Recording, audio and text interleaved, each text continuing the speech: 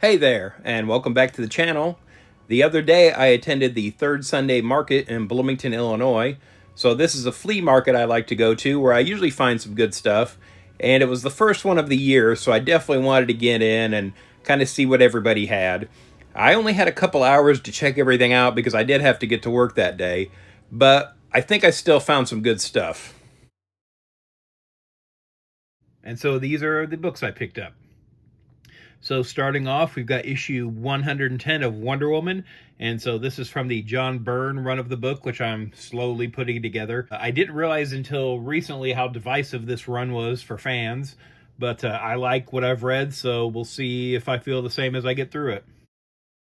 Next, I've got issue 15 of Teen Titans. This is the 90s Dan Jurgens run from back in the day. And I've only read a couple issues of this, but I thought, if I can find them cheap enough, I'll pick them up. So I found this one, I think it was like $1. I found issue 6 of this Red Tornado miniseries. I think, yeah, this is the second Red Tornado miniseries. I kind of just picking these up as I find them, which is the case for a lot of the stuff here today.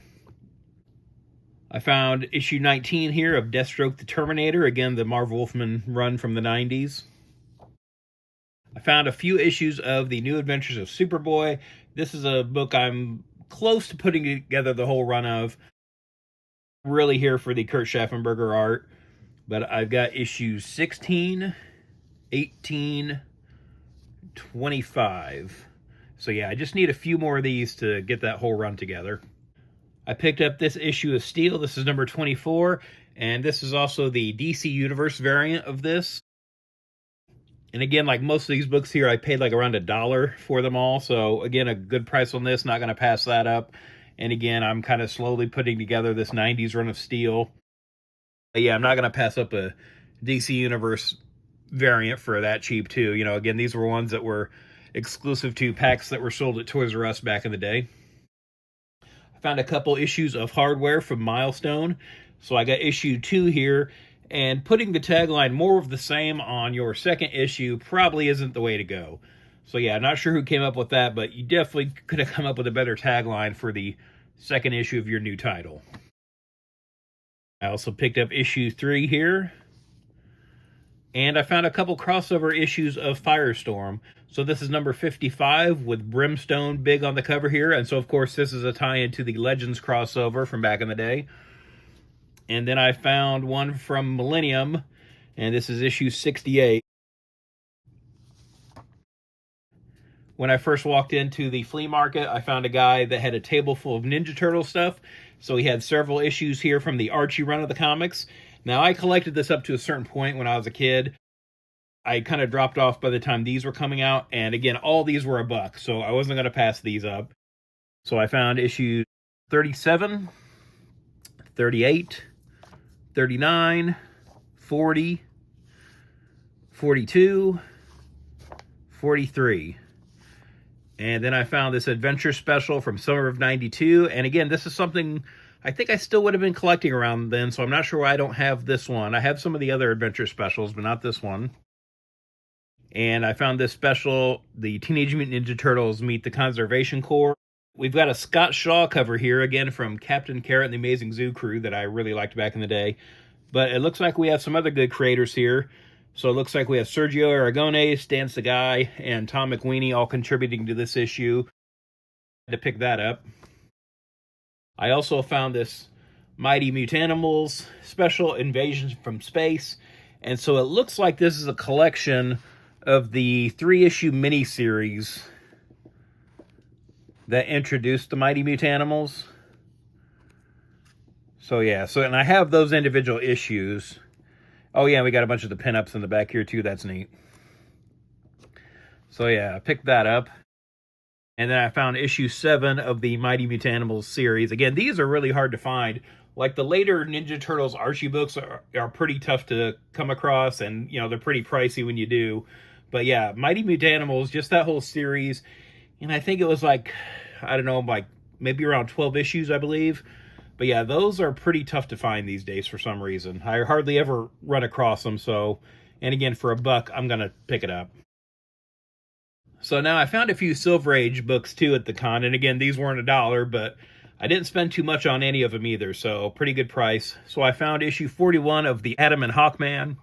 This is a book I wasn't really interested in until I came across a run of them at a comic shop I was working at years ago, and kind of flipping through and kind of looking at the different features. And what really interested me too about this book was the letters column. So there's kind of like a debate going on in the letters column of this book about who was better, Atom or Hawkman, and there seemed to be a lot of back and forth in that too. So I'm kind of interested in this, and so I found this issue I picked up. I also got issue 351 of Detective Comics, and so this is the first appearance of the Clue Master, who later on, becomes the father of Stephanie Brown, the Spoiler. So yeah, just a nice old school Carmine Infantino and Murphy Anderson cover here. And again, decent shape, I mean, it's not, gem mint or anything like that, but this is definitely a solid copy. And again, I've got Silver Age stuff that's in worse shape than this. Then I found a guy selling a bunch of old Fantastic Fours too, from like the Lee and Kirby run. And so I got issue 43 here. And again, not perfect, but in pretty good shape for a book from the 60s. So pretty solid. After this is kind of the highlight of what I picked up. I got this copy of Fantastic Four number 16. Now again, this is not in perfect shape. It's definitely seen better days. It's, kind of beat up.